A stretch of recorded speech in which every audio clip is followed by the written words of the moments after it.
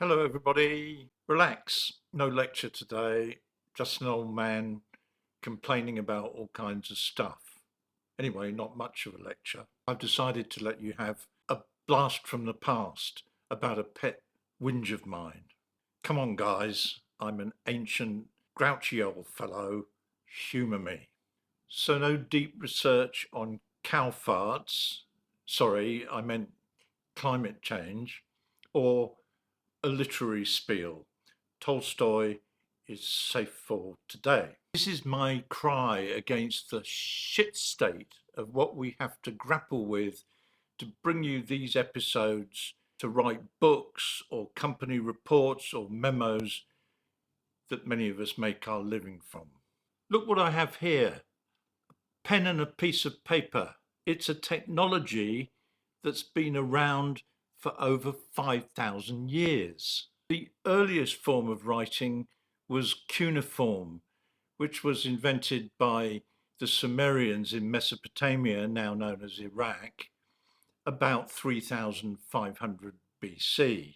You may know that the Middle East was one origin of civilization, not always a smoking shambles. But of course, inevitably, the yellow peril appear, the Chinese come on the scene. The oracle bone script dates back to the Shang dynasty around 1600 BC.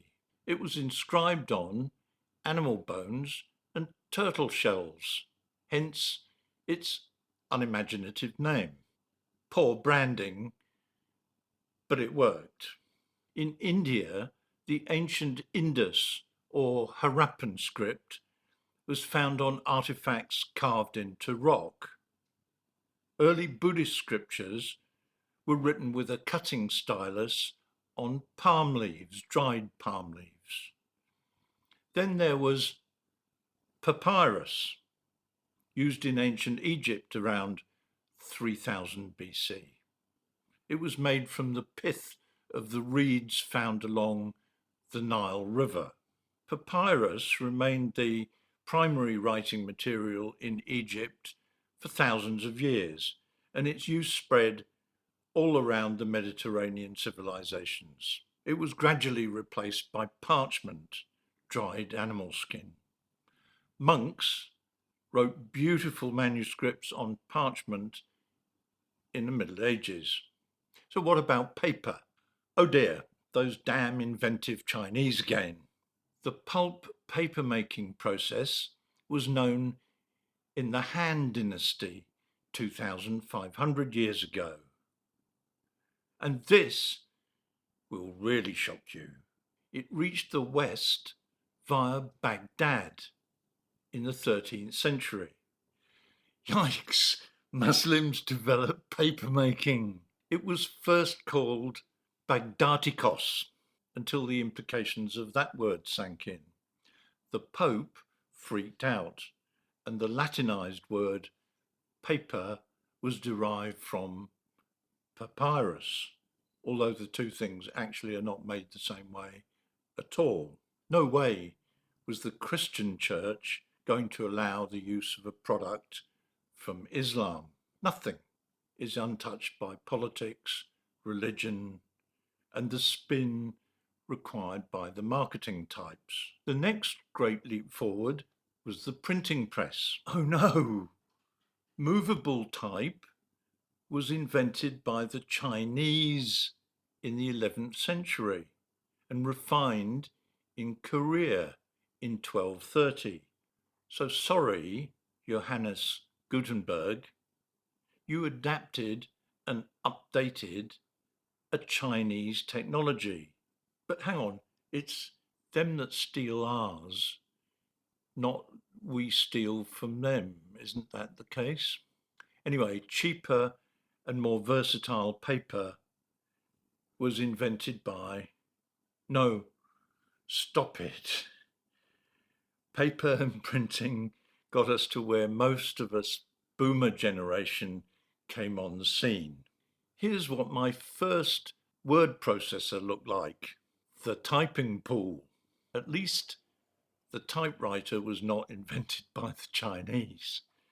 It was first conceived in 16th century Italy, but the first commercially successful typewriter was invented by Christopher Latham Sholes, an American, in the 1860s. I'm showing a picture of the Sholes machine and a typewriter from the 1960s because I realise that very few people under the age of 50 will have ever seen one. In my early office days, I worked at The Economist. You wrote on a pad of lined paper, and the handwritten copy got sent to the typing pool, a room full of typists. You got the typed text back and marked it up for corrections, and it went off to the typesetter. And that was it, job done, off for a cup of tea. And in those days, you could ask the typist out for a date, a bonus now banned by the HR department. Think about what all this represents. There has been a more or less unbroken and straightforward technology for 5,000 years. 5,000 years when it all worked pretty well in ways that ordinary people could understand. I guess writing on a clay tablet was irritating, but for most of this time, the writer wrote with a simple instrument on a stable material. Parchment scrolls like these have lasted thousands of years. Even typewriters didn't change much. My grandmother was a typist in an office in London in 1914, but she could have undoubtedly operated a typewriter, an electric typewriter, from the 1970s. They were the same kind of machine and the same concept. And then, of course, came the PC and Microsoft Word.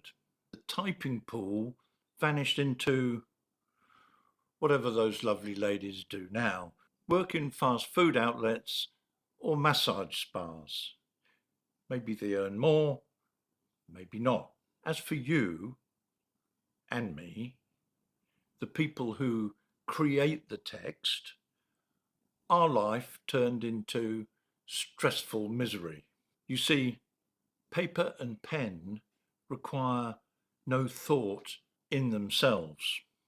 They don't intrude into the flow of imagination, logical thought, and the reasoning that creates great books or solid reports. It's as if they weren't there.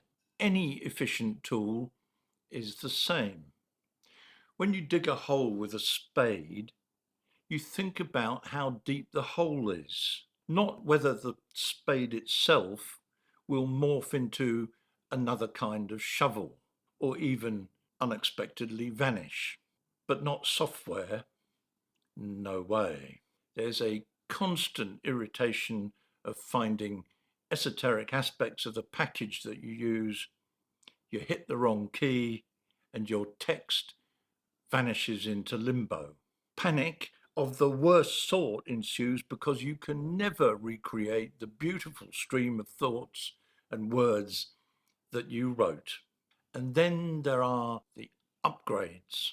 You open your laptop and you find an improved version of the software that you've been using for quite some time. Atticus, the text editor I use for my full-length books, emailed this to me, quote, "Atticus has had a facelift. If it still feels new to you, we completely understand that change comes from a learning curve," unquote. Yep, I'm on my fourth book now, so I've just about gotten used to the frequent minor changes they make. And then I open it again and it looks entirely different. Better? Exactly for whom? I had to stop writing at a critical stage of editing, which is the most difficult part. Try to figure out how the upgrade works, and eventually give up and submit a help ticket. Not just hours of work lost, but a severe interruption in the creative flow. Thanks for that. Here's a design rule for any machine, from a spade to a kettle to a space-age electric car. The machine mustn't get in the way of accomplishing the objective. I want to get to a meeting, so I want my car to start every time I switch it on and be so simple to drive that I can focus on my route, not on how to change gear. After 80 years, cars have pretty much achieved that. Imagine every time you switched on the ignition, you got a message that asks you to wait until it had been upgraded. And then the gear shift worked back to front. You whack it into drive and it reverses you into the garage wall. So why is software for creative work so bloody awful? We've gone from effective, reliable and sustainable, efficient writing on materials that last thousands of years to sometimes incomprehensible, overcomplicated software crap that takes about half your mental energy to operate and drives you to the drinks cabinet.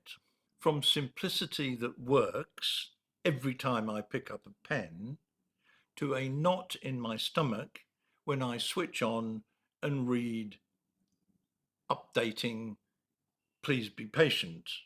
Anyway, I have my ideas, but what do you think? Vent your spleen. Let me know what your software frustrations are in the comments below.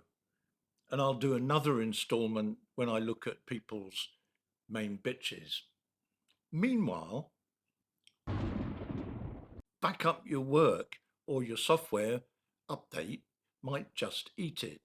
And I was going to stop there, but in the process of writing the script for this video, my computer broke, not the software, but the hinge on the right side of a newish computer, HP Envy.